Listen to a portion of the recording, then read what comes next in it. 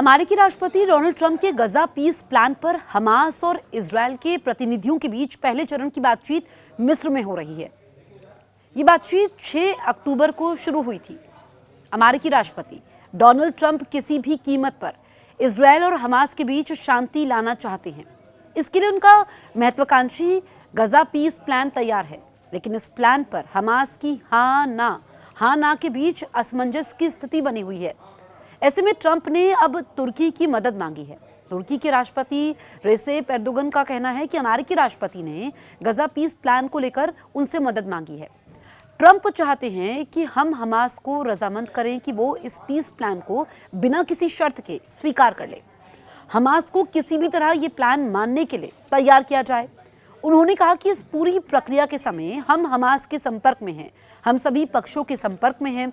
हम उन्हें समझा रहे हैं कि सबसे सही तरीका कौन सा है और फिलिस्तीन के लोगों के लिए क्या सही है। अमेरिकी दौरे और ट्रंप के साथ फोन वार्ता में हमने उन्हें समझाया कि किस तरह उद्देश्य को हासिल किया जा सकता है। एर्दोगन ने कहा कि इस बीच ट्रंप ने अनुरोध किया कि हम हमास से बातचीत करें, उन्हें इस पीस प्लान को मानने के लिए तैयार करें। इसके बाद हम तत्काल इसमें जुट गए।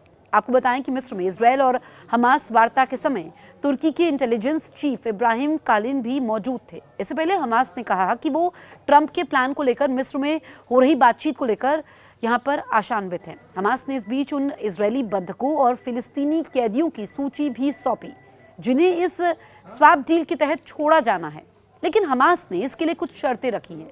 संगठन ने स्पष्ट किया है कि कुछ शर्तें पूरी किए बिना सौदा संभव नहीं है।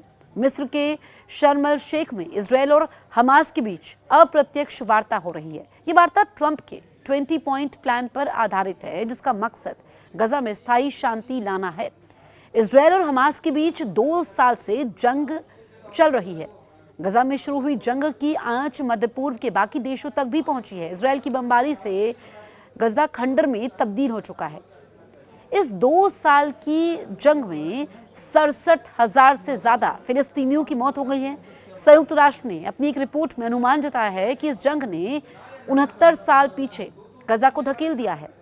संयुक्त राष्ट्र के मुताबिक गजा से मलबा हटाने में ही 21 साल का समय लग जाएगा। तो आप समझिए कि ये कितना लंबा वक्त होगा। और जो जख्म इजरायल को हमास ने दिए ठीक 2 साल पहले, वो तो इजरायल को ताउम्र दर्द देते रहेंगे, लेकिन इजरायल ने भी तब से कसम खाई कि वो नामो निशान मिटा देगा। और हम देख रहे हैं कि गजा में हो भी ऐसा ही रहा है। हालांकि अब राष्ट्रपति ट्रंप ये जो पीस समझौता लेकर के आए हैं, इसका असर क्या होगा? क्या यहाँ पर जो अदला बदली होनी किस तरीके से इम्प्लीमेंट होगा? क्योंकि स्वतंत्र फिलिस्तीन का इसमें जिक्र नहीं है, इसको लेकर के कोई भी स्पष्टता नहीं है कि अलग राज्य को लेकर। तो ऐसे में अब इसमें क्या ये आम सहमति बनती है और जो ये बातचीत इस वक्त मिस्र में चल रही है, इसके क्या नतीजे सामने आएंगे, ये देखना होगा।